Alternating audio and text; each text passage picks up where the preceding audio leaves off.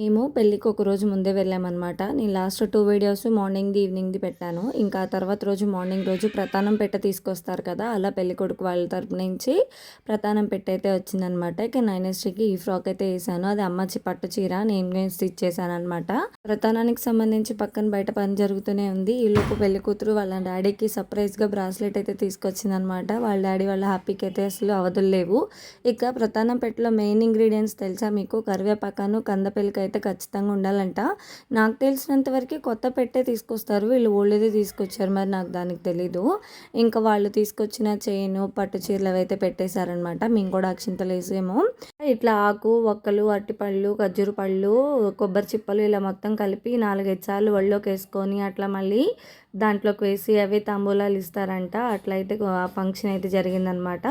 అది అయిపోగానే వాళ్ళైతే ఇంకా బయలుదేరిపోవాలన్నమాట. అంటే పెళ్ళైతే ఫ్రైడే వచ్చింది. అది 12 లోపలే పంపించేద్దాము. అంటే ఈవినింగ్ 7:30కి అనమాట మ్యారేజ్ ఫ్రైడే రోజు. కానీ మార్నింగే అంటే 12 తర్వాత ఎందుకని 12 లోపలే అయిపోవాలని చెప్పి ఇదంతా చేశారు. వాళ్ళ పని అంతా అయిపోయిన తర్వాత మేమైతే ఇంకా పైకెళ్ళి కొన్ని ఫొటోస్ అయితే దిగామన్నమాట. మా ఫ్యామిలీ అందరం కూడాను. అంటే ఇలా మామిడి చెట్టు మనకి ఇట్లా గుంటూరు సిటీలో దొరకడమే కష్టము. దొరికిన తర్వాత అంత నియర్గా అంత గ్రీనరీగా ఉంటే అసలు ఫొటోస్ వదులుతామా చెప్పండి. ఆ పైన ఫోటో సెక్షన్ అయిపోయిన తర్వాత దగ్గరగా నాగేంద్ర స్వామి పుట్టుంది అని చెప్తే ఇంక అందరం కలిసి అయితే అక్కడికి వెళ్ళాము.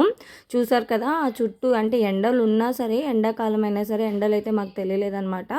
చేలల్లో పొలాలు, తోటలు ఎంత బాగున్నాయంటే ప్రతి చోట ఖచ్చితంగా మామిడికాయ చెట్టు అయితే ఉంది. ఇంక ఇక్కడికి వచ్చేసాము గుడి దగ్గరికి అయితే. ఒకసారి నేను మీకు చూపిస్తాను, పుట్ట కూడా చూసేయండి. ఇంకాక అక్కడ భజన అయితే జరుగుతుంది. ఇది మేము వెళ్ళేటప్పటికి 11:30 అట్లా అరౌండ్ అలా అయిందనమాట. 11:30 కల్లా మళ్ళీ తిరిగి వచ్చేసాము. వాకబుల్ డిస్టెన్సే. చూసారా ఎంత పుట్టుందో, బాగా అనిపించింది నాకు. కొంచెం డివోషనల్ వైబ్ అయితే ఖచ్చితంగా వచ్చింది దగ్గరికి వెళ్ళగానే. అలా 1, 2 ప్రదక్షిణాలు అయితే చేసి అక్కడ వాళ్ళు ప్రసాదం పెట్టారనమాట.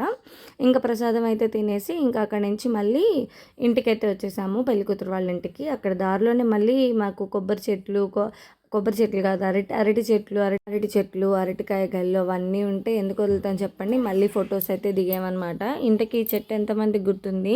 దీంట్లో అయితే కట్ చేస్తే కొంచెం సబ్జాలాగా ఉంటాయి. ఇవి పండిపోతే ఎల్లోగా వస్తాయి. అవి కూడా మొత్తం తింటారు. నాకైతే చిన్నప్పుడు మేము తినేవాళ్ళము. ఇప్పుడైతే అసలు అంటే చూశాను కానీ తినాలంటే కొంచెం భయం వేసింది. పాములు అవి ఎక్కువగా తిరుగుతాయంటే ఇక్కడ. ఇంక అందుకని చెప్పి అయితే తినలేదు. ఇంక అందరం ఫోటో సెక్షన్ అయిపోయి ఇంటికి వెళ్ళేటప్పటికైతే ఇంక అప్పగింతలు అయితే జరిగింది.